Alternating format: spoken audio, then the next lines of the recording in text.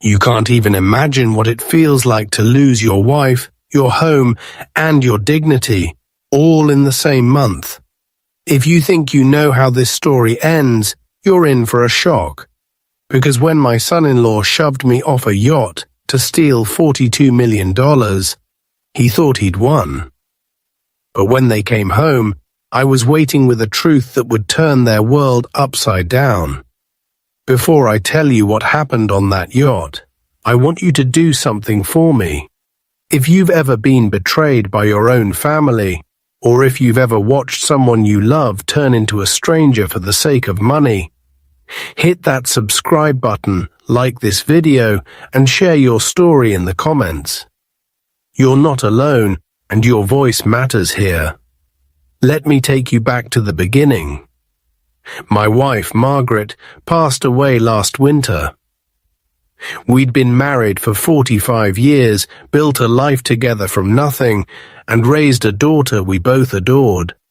When she died, I thought the worst was over. I thought grief would be the hardest thing I'd ever face. I was wrong. Margaret left behind a fortune, $42 million to be exact. She also left our family home, a beautiful estate on the coast, and a yacht that had been her pride and joy. I never cared much for the money. I just wanted my family to stay together. But money has a way of changing people, and I saw it happen right before my eyes. My daughter Julia was always ambitious. She married a man named Ryan, charming, handsome, and, as I would soon learn, ruthless. After Margaret's funeral, Julia and Ryan moved into the house, insisting it was what Margaret would have wanted. I tried to believe them. I tried to be the father they needed. But it didn't take long for things to change. One morning, Julia came to me with a coldness I'd never seen before. "Dad, you need to find somewhere else to live," she said, her voice flat. "This house is mine now. Mum left everything to me. You are useless here. Go find somewhere else to die." I stared at her, stunned. "Julia, what are you talking about? This is our home. Your mother would never—" She cut me off. "Read the will, Dad. It's all there. You have nothing now. If you've ever been kicked out of your own home by your own child, you know the kind of pain that leaves a scar." I packed my things, tears streaming down my face, and left the house I'd built with my wife. I had nowhere to go, no one to turn to. I spent the night in a cheap motel, replaying Julia's words over and over in my mind. The next day I met with Margaret's lawyer, Mr. Carter. He greeted me with a sad smile.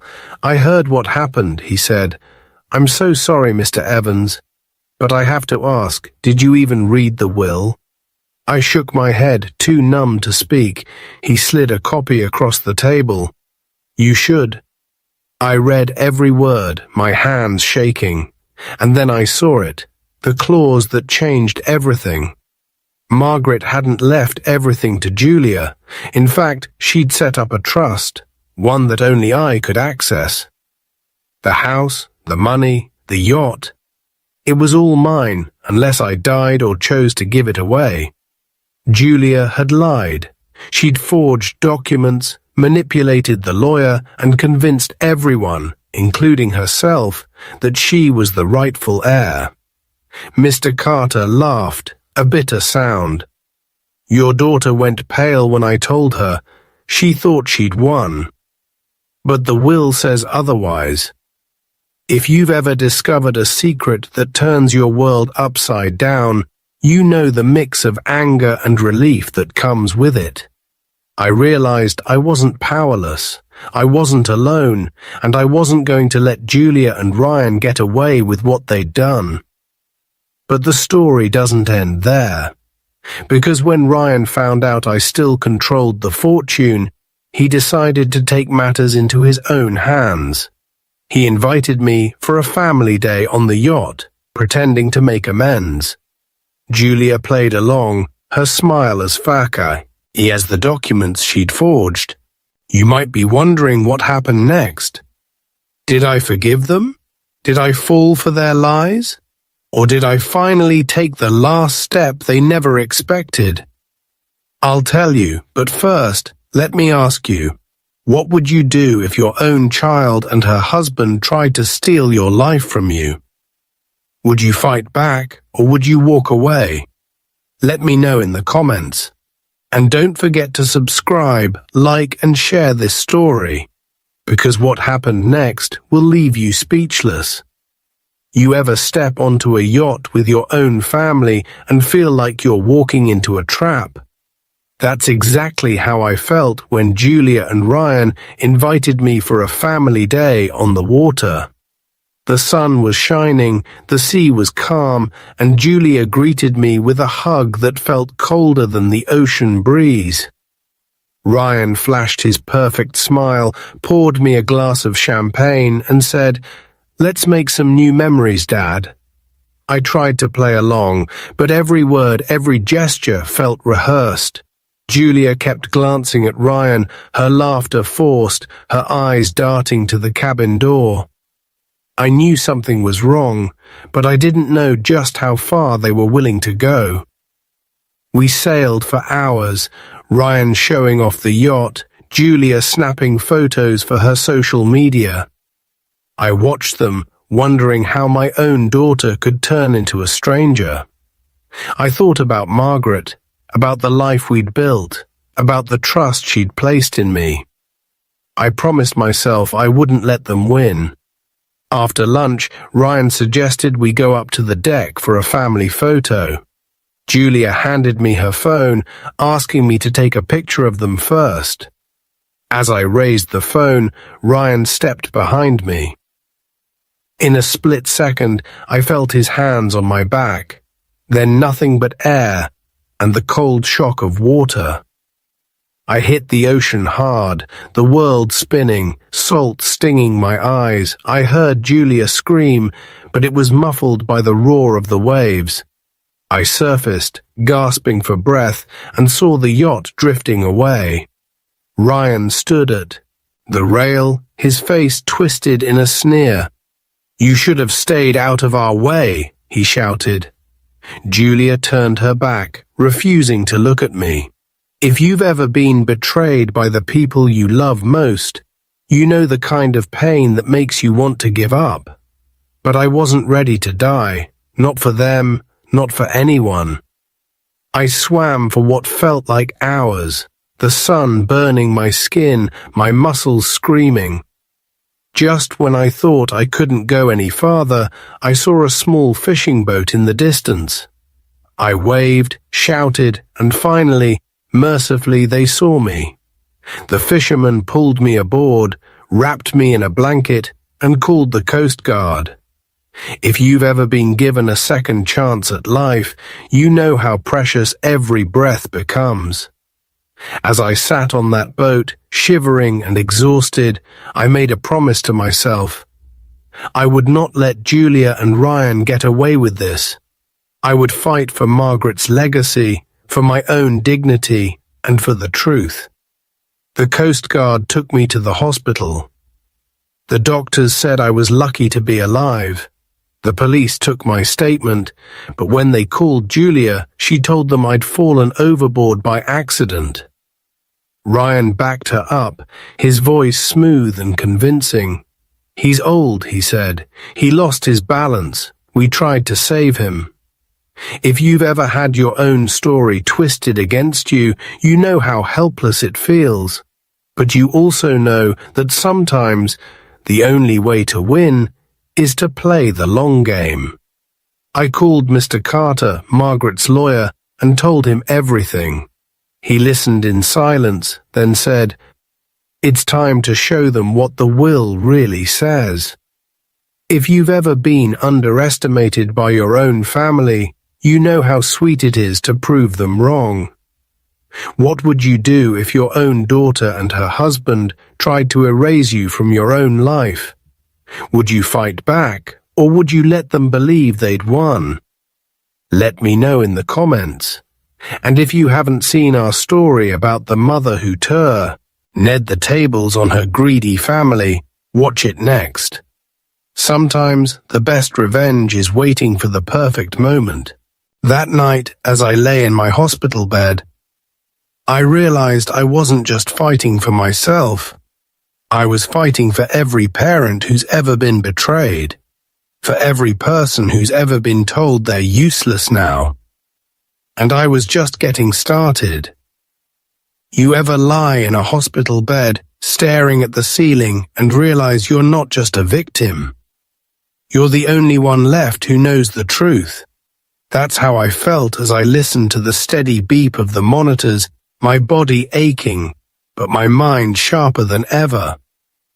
I replayed every moment on that yacht, every cold word from Julia, every fake smile from Ryan. I knew I couldn't let them win, not after everything Margaret and I had built. The next morning, Mr. Carter arrived at the hospital, a briefcase in hand and a look of determination on his face. "I've already started the paperwork," he said. "We're freezing the accounts, locking down the trust, and putting a hold on the house. Julia and Ryan won't be able to touch a cent until the truth comes out." I nodded, relief and gratitude washing over me. "Thank you, Mr. Carter. I want them to know they can't just erase me." He smiled, a glint of mischief in his eyes. "Oh, they'll know. And when they come home, you'll be waiting." Meanwhile, Julia and Ryan were living it up. Social media was full of their yacht selfies, their champagne toasts, their smug captions about new beginnings. They had no idea I was alive, let alone that I was about to turn their world upside down. The police called Julia for a follow-up. She stuck to her story. "It was an accident. Dad slipped.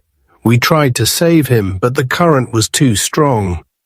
Ryan played the grieving son-in-law, his voice full of fake concern. "We're devastated. We just want to move on."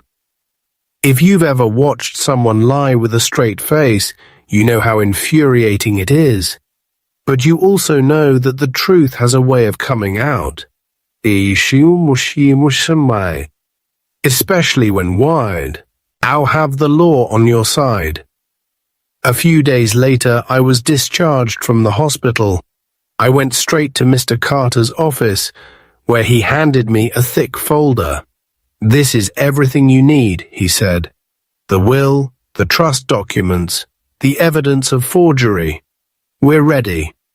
I took a deep breath. "Let's do this." We filed a formal complaint with the police, submitted the evidence to the court, and notified the bank.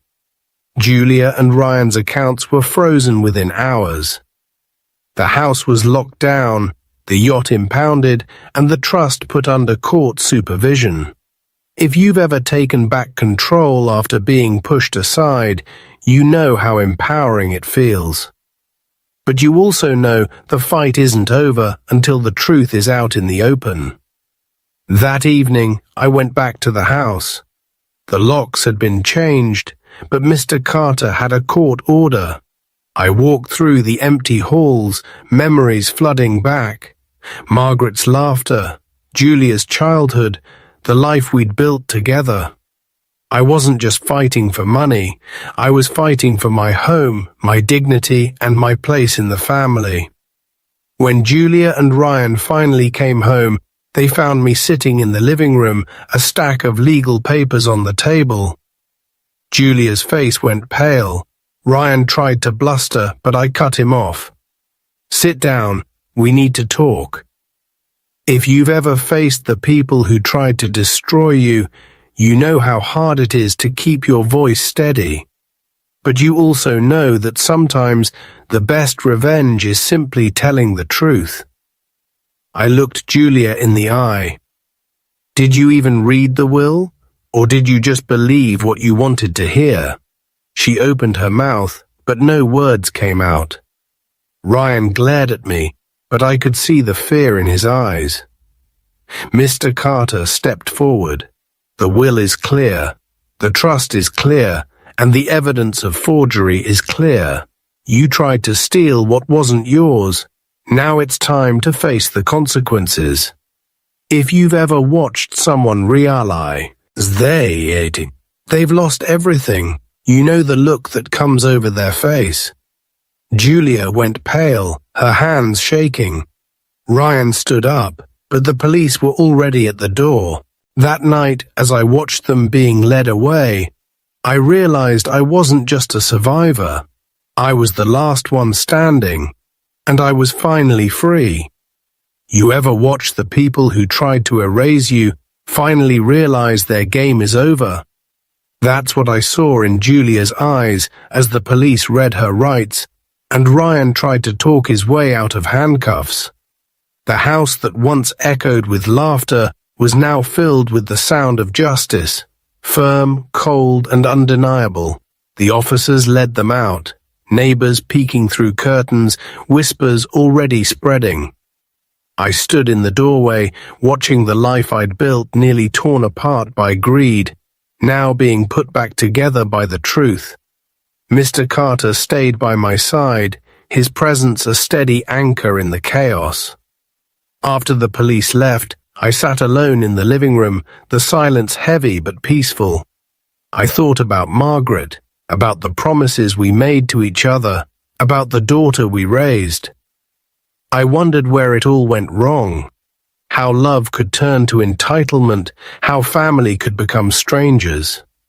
The next day the news broke. Heiress and husband arrested in $42 million inheritance fraud. Reporters camped outside the gate, cameras flashing, questions shouted. I ignored them all. I had nothing to hide. For the first time in months, I felt no shame, only relief. If you've ever had to face the world after a family scandal, you know how exposed it makes you feel. But you also know that sometimes the only way to heal is to let the truth be seen. The court case moved quickly. The evidence was overwhelming. Julia's forged signatures, Ryan's fake documents, the bank transfers, the social media posts flaunting their new life. The judge was stern.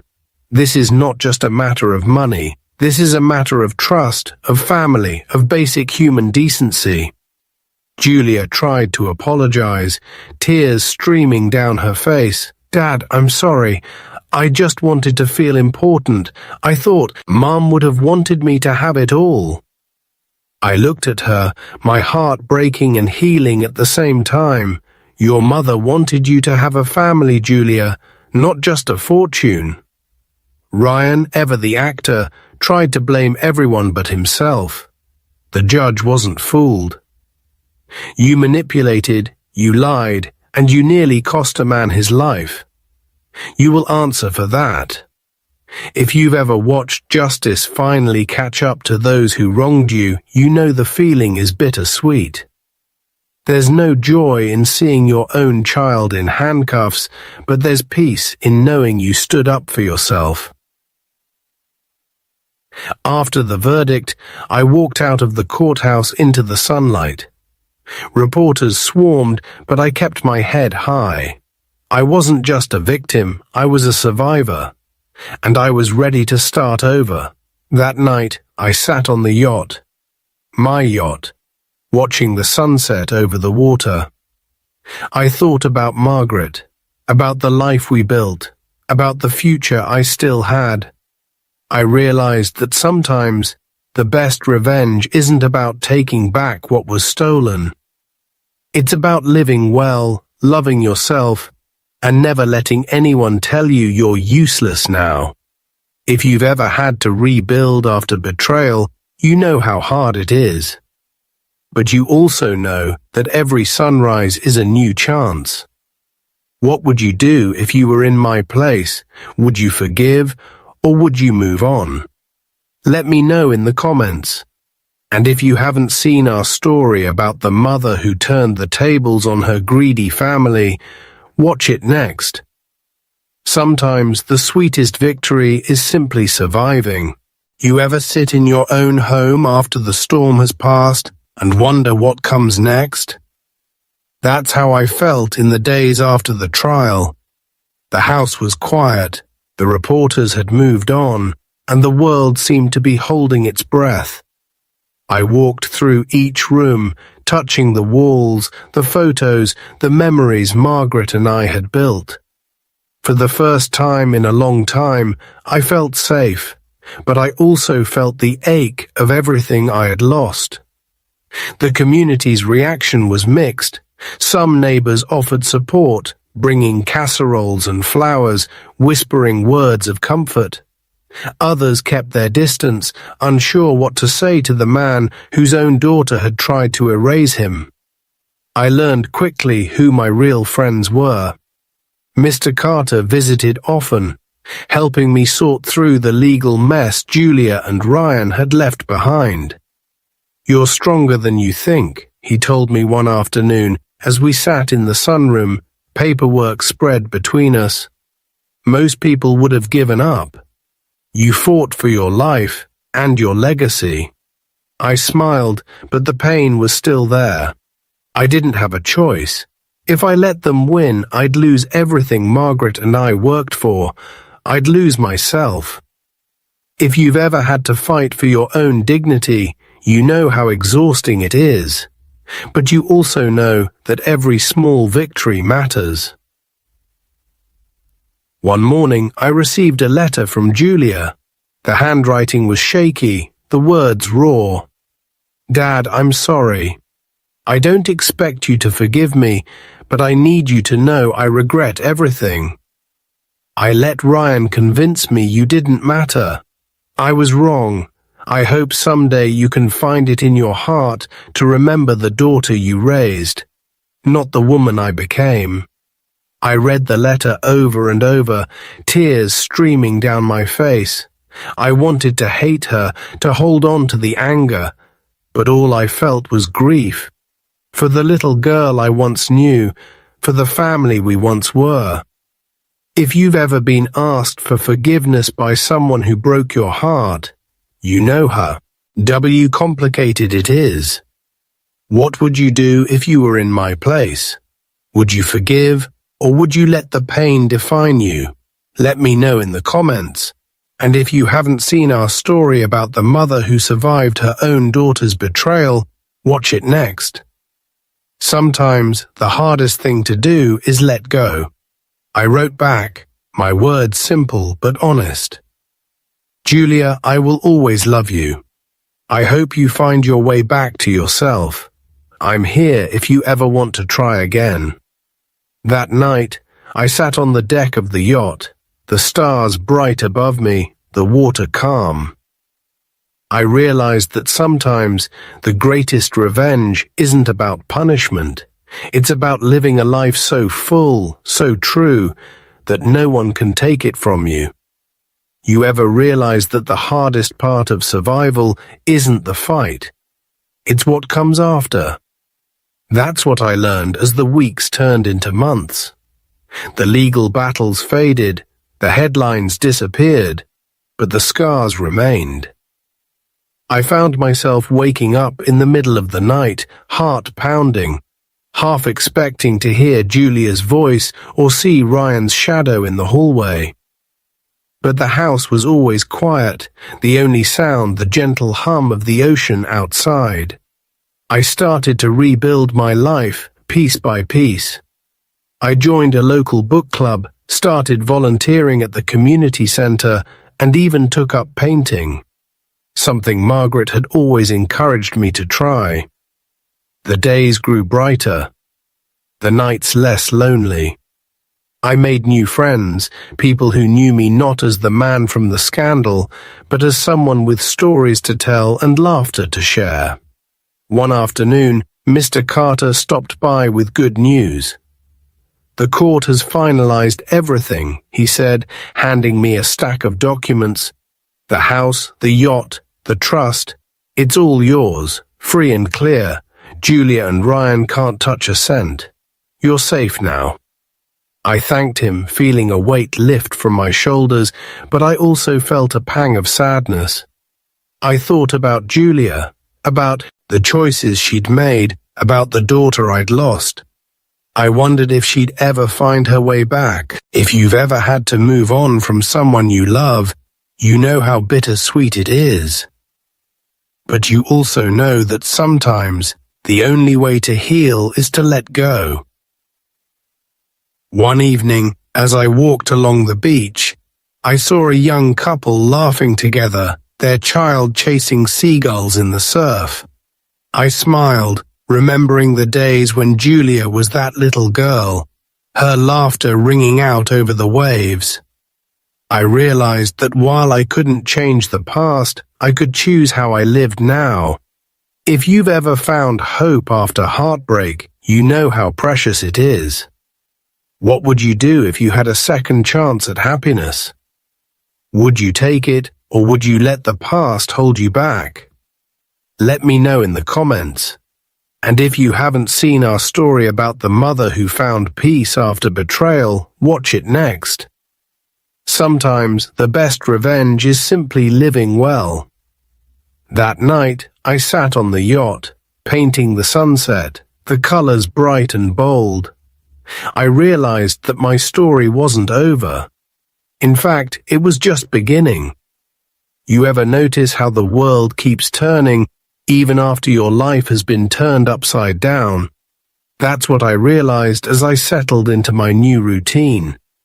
The pain of betrayal was still there, but it didn't control me anymore. I found joy in small things: a good book, a walk on the beach, a cup of coffee with a friend. I learned to laugh again, to trust again, even if only a little. One morning, I received a letter from Julia's lawyer. She was eligible for parole in a few months. The letter was formal, but there was a handwritten note at the bottom.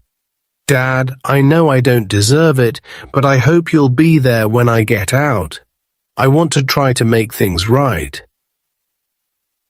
I sat with that letter for a long time, my emotions tangled. Part of me wanted to slam the door forever. Another part, the part that remembered her as a child, the part that still loved her, wanted to give her a chance. If you've ever been asked to forgive someone who nearly destroyed you, you know how hard it is to decide. What would you do if you were in my place? Would you open your heart, or would you protect it at all costs? Let me know in the comments. And if you haven't seen our story about the mother who found strength after betrayal, watch it next. Sometimes the bravest thing you can do is give someone a second chance. I wrote Julia back, my words careful but honest. I can't promise things will ever be the same. But I'm willing to listen. I'm willing to try. The weeks passed and I prepared myself for her release. I talked to Mr. Carter, to my friends, to my therapist. I wanted to be ready, not just for Julia, but for myself.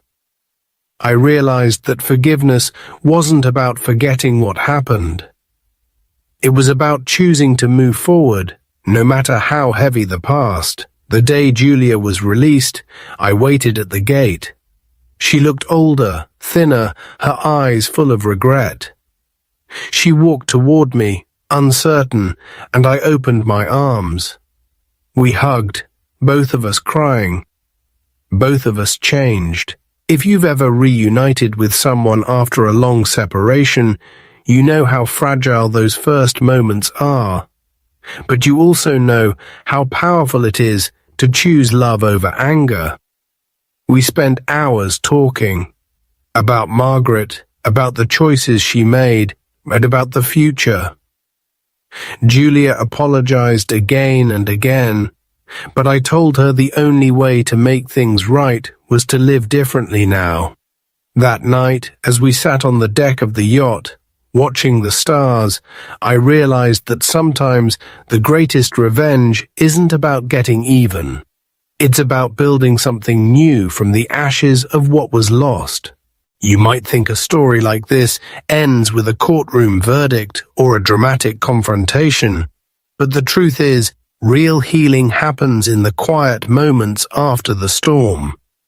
As Julia settled back into life outside, we both had to learn how to live with what had happened. There were awkward silences, moments of anger, and nights when the pain felt fresh all over again.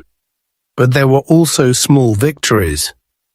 Shared meals, honest conversations, and the slow rebuilding of trust.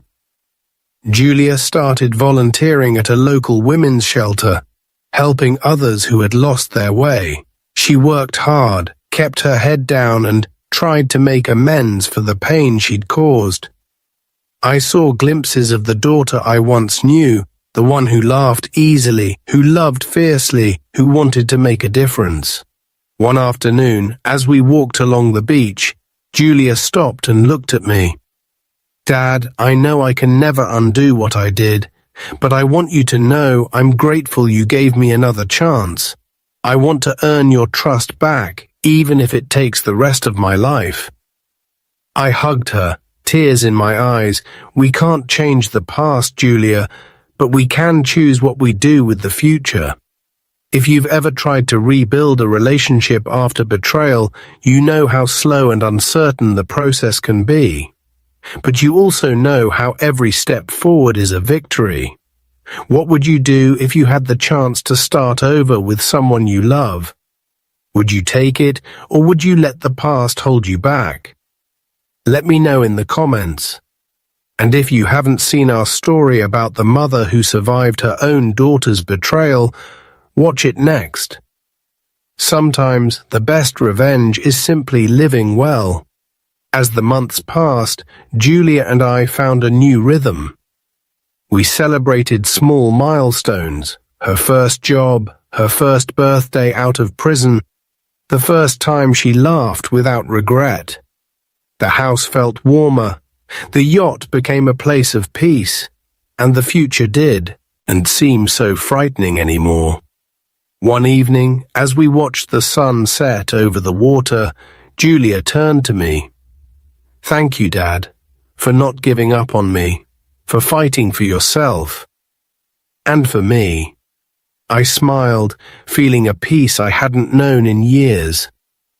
That's what family does, Julia. We fight for each other, we forgive, and we keep moving forward. If you've made it this far, thank you for being part of my journey. Maybe you've faced your own heartbreak, or maybe you're still searching for a way to heal. Whatever your story, know that you're not alone. There's always a way back, even from the deepest pain. So what would you do if your own child betrayed you for money? Would you hold on to anger, or would you give them a second chance? Share your thoughts in the comments below. Your story might be the hope someone else needs. And if this story touched you, please subscribe, like, and share it with someone who needs to hear it. Check out our other videos, especially the one about the mother who found peace after being cast aside. Because sometimes the most powerful stories are the ones we live through and the ones we choose to tell. Thank you for listening. Hold your loved ones close, and remember, forgiveness isn't weakness. It's the ultimate strength.